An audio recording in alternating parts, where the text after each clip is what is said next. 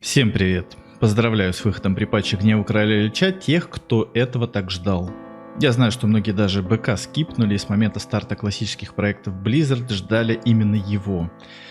Честно говоря, и я не особо жаловал Burning Crusade, и даже, наверное, не потому, что он получился каким-то неинтересным, напротив, просто в этот период как-то не нашлось для него времени.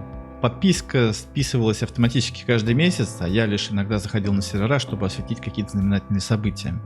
Когда же отключилась оплата в РУ-регионе, так и не было вообще мотивации, как этот вопрос решать. Но, несмотря на все вот это вот, я не могу сказать, что старт любого дополнения это неинтересно. Всегда от старта новой версии World of Warcraft ожидаешь чего-то особенного. Всегда надеешься, что в этот раз вот затянет, останешься в игре надолго. Я даже в какие-то моменты пытался поиграть и на стартах актуальных дополнений. Купил БФА, поиграл один день и дропнул. Вышел Shadowlands, поиграл 2 часа и тоже дропнул. И только классика создала то чувство, когда хочешь возвращаться в WoW на следующий день. Я помню последние часы, когда комьюнити прощалась с ванилой перед выходом при патче Burning Crusade. Причем это было очень странно, ведь Blizzard обещали оставить вечные сервера классической эпохи. Но, несмотря на это, все понимали, что выход БК эти сервера похоронит. Так, собственно, и произошло. Какое-то время жизнь теплилась на классическом Пламегоре, потом из-за невозможности оплаты затух и он. Те, кто хотел продолжить играть в полноценную ванилу, переехали на Европу и находятся сейчас на единственном играбельном ФРМяу. А кто захотел остаться в русскоязычном регионе, ушли на Хроме. Кто бы мог подумать, что Хроме будет тем сервером, где продолжит играть в WoW Classic до сих пор. Не раздутый слоями Пламегор, а маленький PvE-шный Хроме. Кстати, в качестве респекта этим ребятам рекомендую гильдию Сияние Рассвета. Именно на Хроме, версии вечной классики.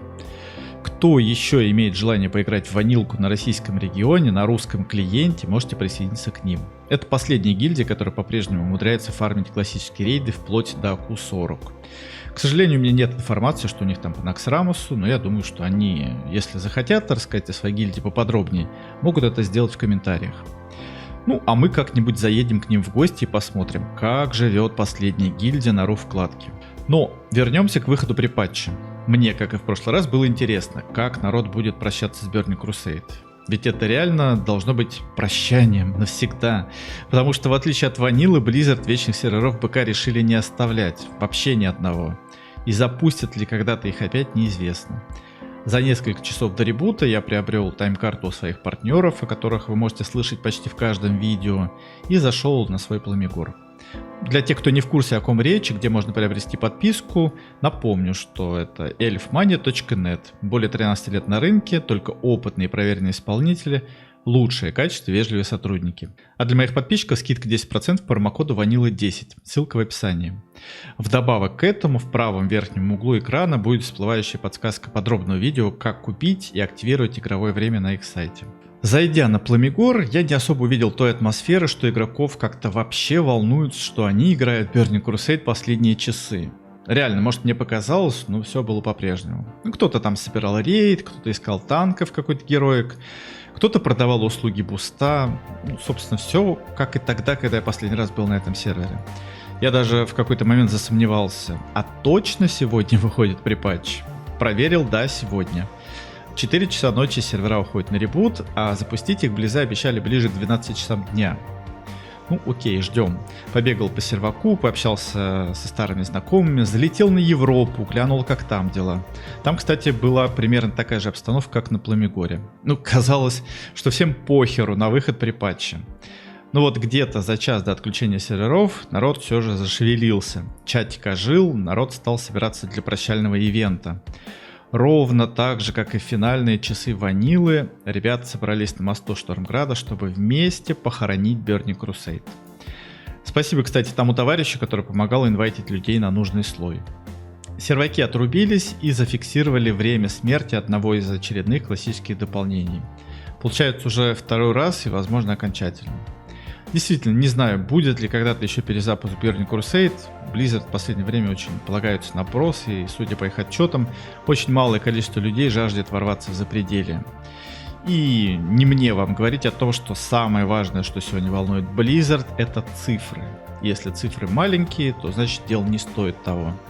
Существует какая-то маленькая доля вероятности, что Burning Crusade вернется к нам в очередном сезоне мастерства, но пока никаких предпосылок к этому нет.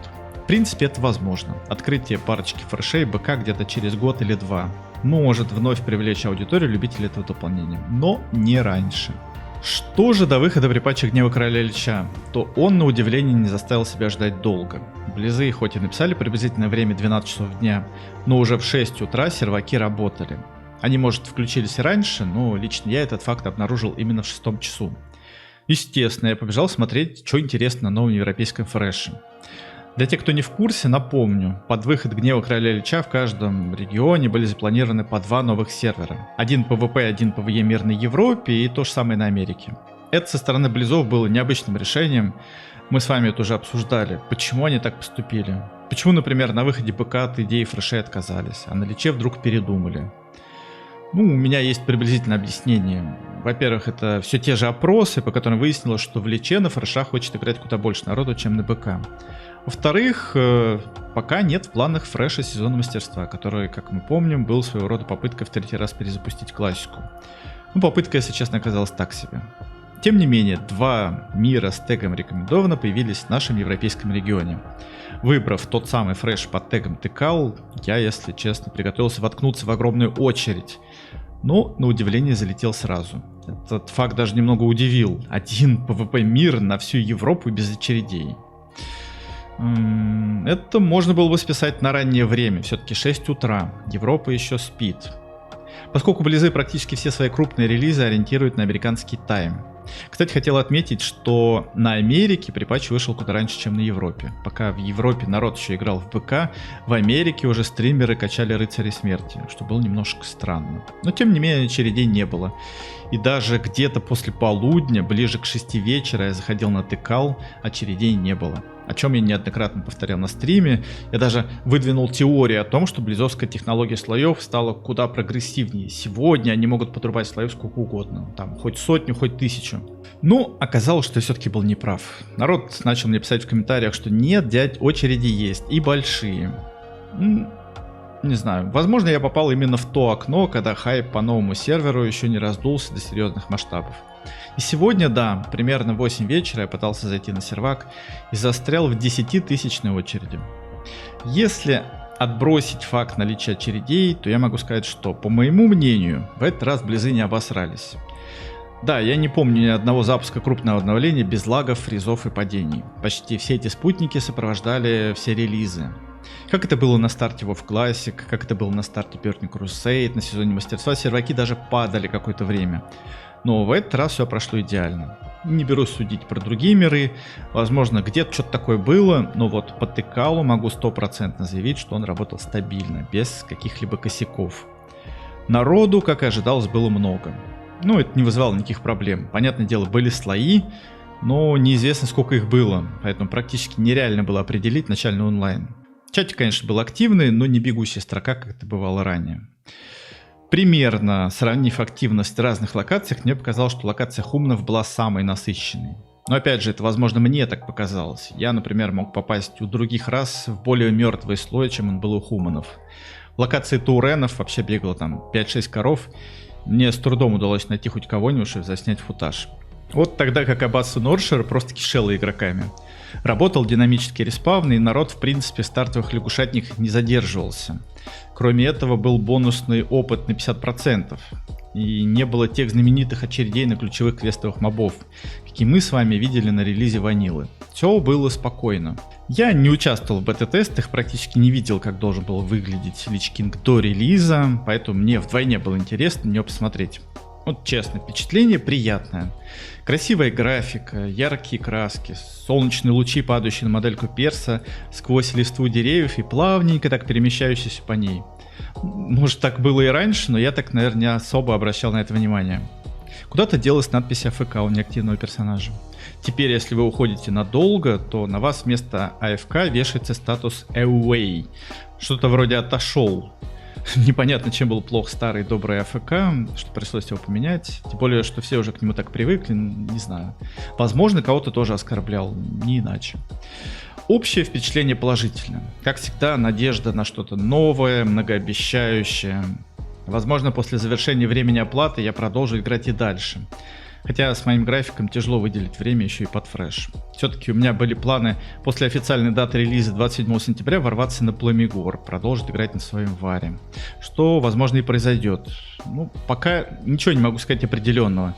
Находясь на фреше, я пока вижу обычное общение игроков, разговоры о предстоящем обновлении, приглашение в новые гильдии с целью прогресса и так далее. Тогда как на Пламегоре я сегодня наблюдал сообщение только о наборе байеров практически в любой рейд. Это довольно новое для меня явление, когда в рейд ищутся не конкретные классы, а именно слабые, неодетые персонажи, но с голдой. Возможно, такая политика придет и на фреш со временем, а возможно, это бич именно старых серверов, где игрокам, наверное, просто нечем заняться, кроме того, как бустить кого-либо за голду. Посмотрим. Я напоминаю о подписке на канал, где, как всегда, вы можете найти обзоры свежих интересных событий, новости, ну и просто обсудить интересующие вас проблемы в World of Warcraft Classic.